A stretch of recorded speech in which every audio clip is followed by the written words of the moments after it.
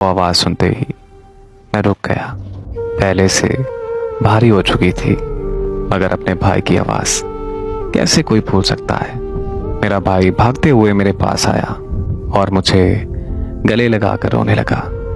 हम दोनों बहुत देर तक रोने के बाद चुप हुए तो भाई ने बताया कि उसकी एक हफ्ता पहले शादी हुई है और वो हनीमून मनाने यहाँ आया हुआ है। फिर वो मुझे उस होटल में ले गया जहाँ भाई और भाभी रुके हुए थे।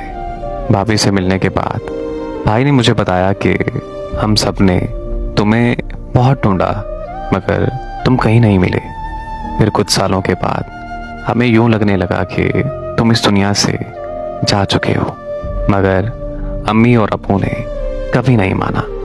अब्बू हर रोज़ सुबह झूठ बोलकर जाते हैं कि वो काम पर जा रहे हैं, मगर वो हर रोज़ तुम्हें ढूंढते हैं और मुख्तलिफ शहरों में जाते हैं। हम सबको पता है कि अब्बू कोई काम नहीं करते, मगर हम सब चुप रहते हैं कि सारा दिन अम्मी दरवाजे की तरफ देखती रहती हैं, क्योंकि उन्हें हर रोज़ लगता है कि अब्बू तुम्हें ढूंढ आएंगे।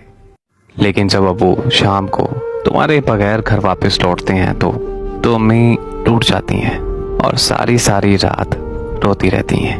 भाई की ये सब बातें सुनकर मेरी आंखें नम हो गई थीं और फिर भाई ने मुझे बताया कि आलिया आज भी तुम्हारा इंतज़ार कर रही है। आलिया ने उस दिन झूठ बोला था कि वो शादी कर रही है।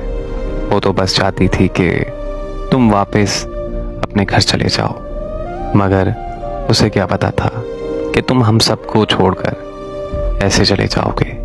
उसने अपने घर वालों से बहुत मारें खाई हैं, मगर किसी और से शादी नहीं की। वो बेचारी तो तुम्हारी तस्वीरों को गले से लगाकर रोती रहती है। वो बस इसी उम्मीद पर जिंदा है कि तुम एक दिन लौटकर वापस ज़रूर आओगे। चाचू लोगों से अब्बू की लड़ाई तो 2 साल बाद ही ख़त्म हो गई थी। भाई की बातें सुनकर मेरे पास कहने को कुछ नहीं बचा था। मैंने भाई को रोते हुए गले लगाया और कहा कि मुझे घर ले चलो।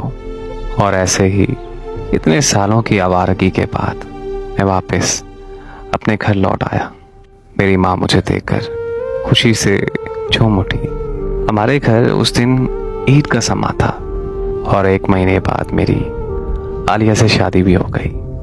अल्हम्दुलिल्लाह, मुझे अब अपनी ज़िंदगी में कोई दुख नहीं है और मैं अब अपनी ज़िंदगी में अपने माँ बाप के साथ और अपनी बीवी के साथ बहुत खुश हूँ।